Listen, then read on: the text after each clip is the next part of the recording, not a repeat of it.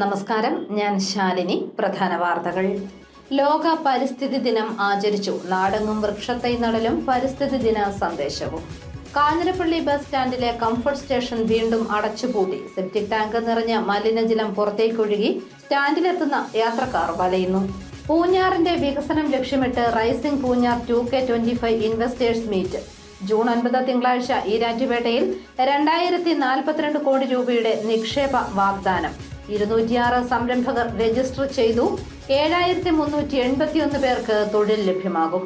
പള്ളിക്കത്തോടിന് സമീപം കാർ കുളത്തിലേക്ക് മറിഞ്ഞ വിദ്യാർത്ഥി മരിച്ചു. മരണമടഞ്ഞത് പാലാ സ്വദേശി ജെറിൽ. മാതാപിതാക്കളും ഡ്രൈവറും രക്ഷപ്പെട്ടു. വാർത്തകൾ വിശദമായി. നാടെങ്ങും പരിസ്ഥിതി ദിനം ആചരിച്ചു. പൊൻകുന്നം ഗവൺമെന്റ് വൊക്കേഷണൽ സ്കൂളിൽ കൽപ്പകം 2025 എന്ന പേരിലാണ് പരിസ്ഥിതി ദിനാചരണം നടത്തിയത്. നാടെങ്ങും പരിസ്ഥിതി ദിനം ആചരിച്ചു. Ponkunnam government vocational higher secondary സ്കൂളിൽ കൽപ്പകം 2025 എന്ന പേരിലാണ് പരിസ്ഥിതി ദിനാചരണം നടത്തിയത്. സ്കൂളിലെ NSS യൂണിറ്റിന്റെ നേതൃത്വത്തിലായിരുന്നു പരിപാടി. Government chief whip doctor N Jayaraj school വളപ്പിൽ തെങ്ങിൻ തൈ നട്ട് ദിനാചരണം ഉദ്ഘാടനം ചെയ്തു. തുടർന്ന് സ്കൂൾ ഹാളിൽ പൊതുസമ്മേളനം നടന്നു. പരിസ്ഥിതി ദിനത്തിൽ വഴിപാട് പോലെ വൃക്ഷത്തൈകൾ നട്ടുപിടിപ്പിക്കുക മാത്രമല്ല, സംരക്ഷിക്കുകയും ചെയ്യണമെന്ന് സന്ദേശം നൽകി ഡോക്ടർ N ജയരാജ് പറഞ്ഞു. തൈ വെക്കുന്നത് മാത്രമല്ല, തൈ സംരക്ഷിക്കാനുള്ള മനസ്സുകൂടി ഉണ്ടാകും. പരിസ്ഥിതി ദിനം നമ്മളെ ഓർമ്മിപ്പിക്കുന്നത് തീർച്ചയായും മനുഷ്യരാശിയുടെ നിലനിൽപ്പിന്റെ പ്രശ്നമാണ്. എന്നെ കോളേജിൽ പഠിപ്പിച്ച ഒരാളാണ് YB സാർ. അദ്ദേഹത്തിന്റെ മനോഹരമായൊരു കവിതയുണ്ട്. കവിത ആർക്കും അറിയാവും. ഒരു തൈയെക്കുറിച്ച് അദ്ദേഹം പറഞ്ഞ മനോഹരമായൊരു കവിത. വായന കുറവാണല്ലേ? ഏതാണ്? ഒരു തൈ നടുമ്പോൾ ഒരു തണൽ നടുന്നു. ഇല്ലേ? കേട്ടിട്ടില്ലേ? ഇല്ല.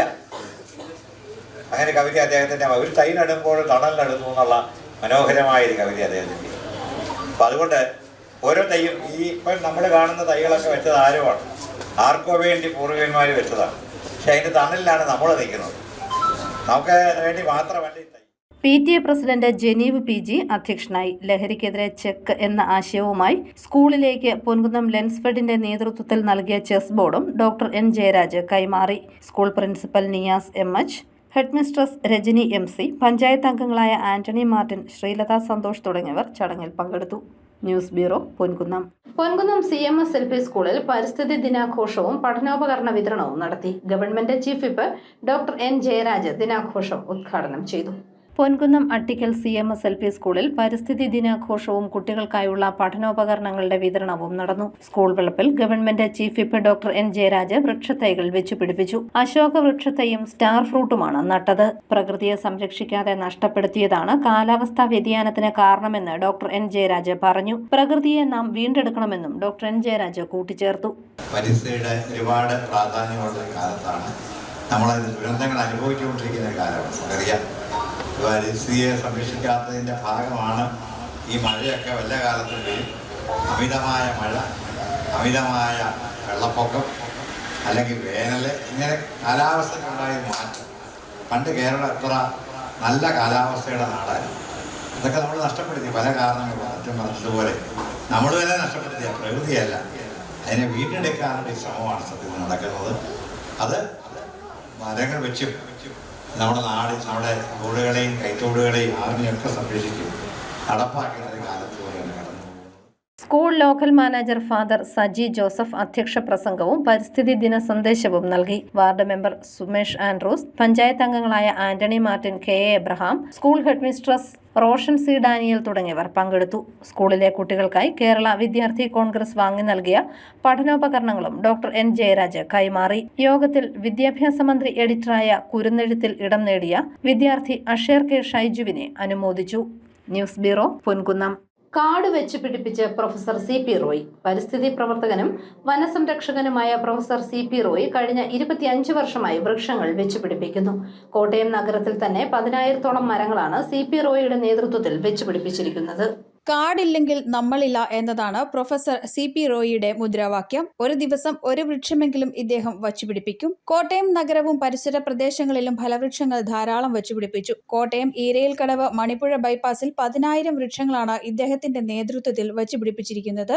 ഞങ്ങളുടെ പരിസ്ഥിതി പ്രവർത്തനത്തിന്റെ മികവിന് 2009 നെടുങ്കണ്ടം MES കോളേജിന് വനമിത്ര അവാർഡ് ലഭിച്ചു.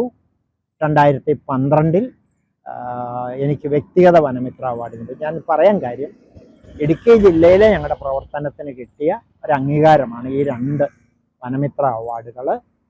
കോട്ടയത്തെ പ്രകൃതി മിത്ര അവാർഡ് കോട്ടയത്തെ പ്രവർത്തനങ്ങൾക്ക് ലഭിച്ചിട്ടുണ്ട്. ഞാൻ പറയുന്നത് അവാർഡിനെ കുറിച്ചല്ല, കോട്ടയത്തെ ഞങ്ങളുടെ പ്രവർത്തനങ്ങൾക്ക് കിട്ടിയ ഒരു അംഗീകാരത്തെയാണ് ഞാൻ സൂചിപ്പിക്കുന്നത്.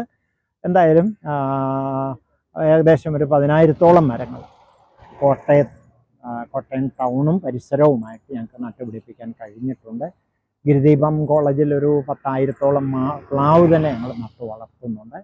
അതെല്ലാം കായ്ക്കാൻ തുടങ്ങിയിട്ടുണ്ട്. നല്ല രീതിയിൽ ഗ്രീൻ ലീഫിൻ്റെ പ്രവർത്തനം മുന്നോട്ട് പോയിക്കൊണ്ടിരിക്കുന്നു. മാവ്, പ്ലാവ്, ഇല്ലി, ഞാവൽ തുടങ്ങിയ വൃക്ഷങ്ങളാണ് പടിഞ്ഞാറൻ ബൈപ്പാസിലും തിരുനക്കര മൈതാനത്തും വച്ചുപിടിപ്പിച്ചത്. ഈ വൃക്ഷങ്ങളെല്ലാം വളർന്ന് പന്തലിച്ച് എല്ലാവർക്കും തണൽ പകരുന്നു.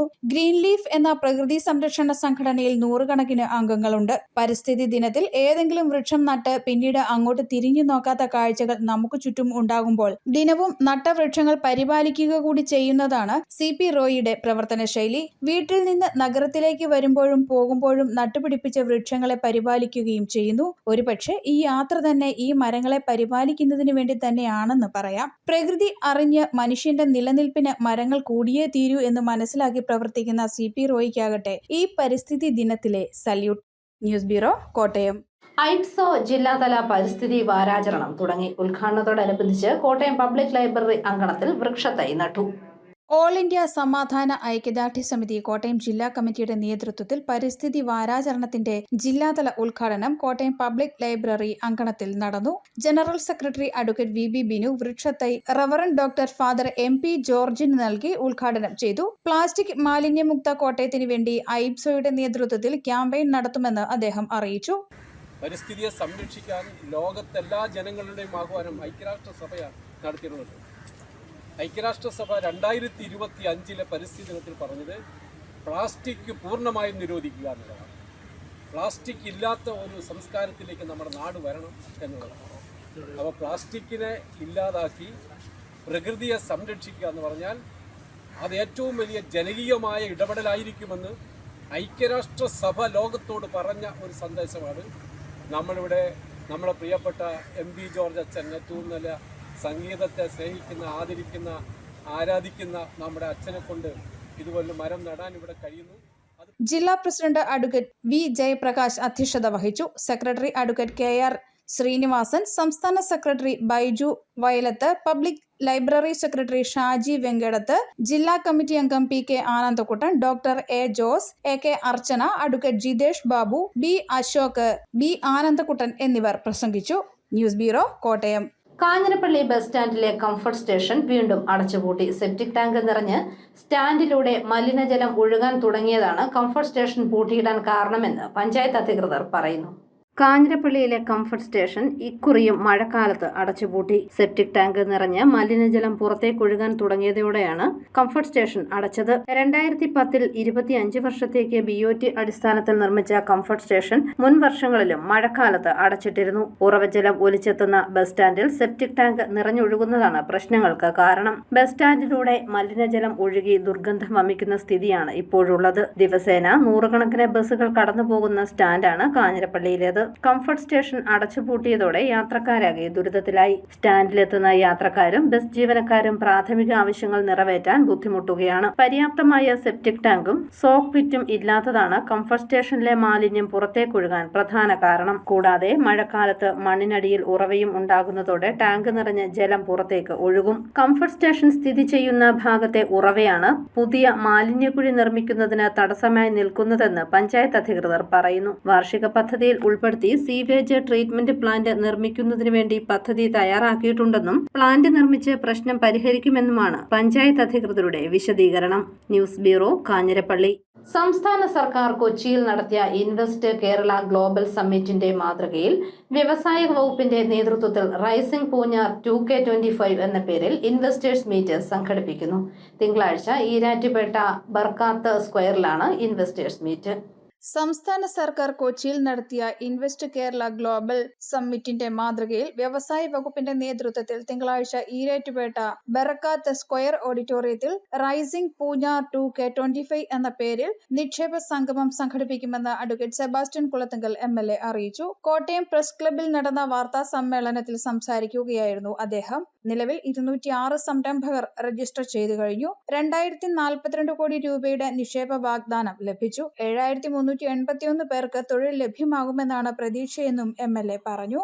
അതാണ്ട് ഇതിനോടകം 206 ഇൻവെസ്റ്റേഴ്സ് രജിസ്റ്റർ ചെയ്തത് മാത്രം ഇപ്പോഴും രജിസ്ട്രേഷൻ നടന്നുകൊണ്ടിരിക്കുകയാണ്. അതുപോലെ തന്നെ പൂഞ്ഞാർ നിയമനത്തിൻ്റെ ഓരോ പഞ്ചായത്തുകളിലും പഞ്ചായത്ത് തലത്തിൽ ഇതിൻ്റെ രജിസ്ട്രേഷൻ നടക്കുന്നുണ്ട്. അതെല്ലാം ക്രോഡീകരിച്ച് വരുന്നേ ഉള്ളൂ.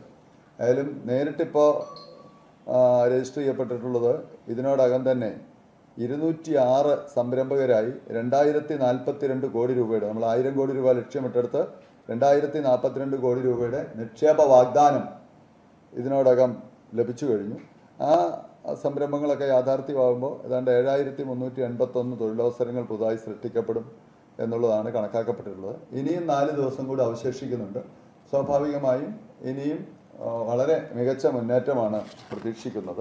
മന്ത്രിമാരായ VN Vasavan, P Rajeev, Roshi Augustine, MP-മാരായ Anto Antony, Jose K Mani, chief secretary doctor A Jayathilak, വ്യവസായ വകുപ്പ് principal secretary APM Muhammad Haneef, വ്യവസായ വകുപ്പ് ഡയറക്ടർ P വിഷ്ണുരാജ്, കോട്ടയം ജില്ലാ കളക്ടർ ജോൺ V സാമുവൽ തുടങ്ങിയവർ പങ്കെടുക്കും. മേളയുടെ ഉദ്ഘാടനം വ്യവസായ നിയമ കയർ വകുപ്പ് മന്ത്രി P രാജീവും സമാപന സമ്മേളനം ഉദ്ഘാടനം സഹകരണ തുറമുഖം ദേവസ്വം വകുപ്പ് മന്ത്രി VN വാസവനും നിർവഹിക്കും. പ്രദർശന വിപണന മേളയുടെ ഉദ്ഘാടനം ജലവിഭവ വകുപ്പ് മന്ത്രി റോഷി അഗസ്റ്റിനും നിർവഹിക്കും. പൂഞ്ഞാർ നിയോജക മണ്ഡലത്തിലും സമീപ പ്രദേശങ്ങളിലും നിരവധി നിക്ഷേപ പദ്ധതികൾ മീറ്റിലൂടെ പ്രതീക്ഷിക്കുന്നു. പൂഞ്ഞാർ നിയോജക മണ്ഡലത്തിലെ ടൂറിസം സാധ്യതകൾ, കാർഷികാധിഷ്ഠിത ഭക്ഷ്യമൂല്യവർദ്ധിത ഉൽപ്പന്നങ്ങൾ, ITES സാധ്യതകൾ, റബ്ബർ അധിഷ്ഠിത വ്യവസായങ്ങൾ, മര ഉൽപ്പന്ന സംരംഭങ്ങൾ, സുഗന്ധവ്യഞ്ജനാധിഷ്ഠിത സംരംഭങ്ങൾ തുടങ്ങിയ മേഖലകളിലെ നിരവധി സാധ്യതകളും സമീപ ഭാവിയിൽ എരുമേലിയിൽ ആരംഭിക്കുന്ന ശബരി ഗ്രീൻഫീൽഡ് രാജ്യാന്തര വിമാനത്താവളത്തിന്റെ സാധ്യതകളും മുന്നിൽ കണ്ട് മണ്ഡലത്തിൽ കൂടുതൽ വ്യവസായ വാണിജ്യ സംരംഭങ്ങൾ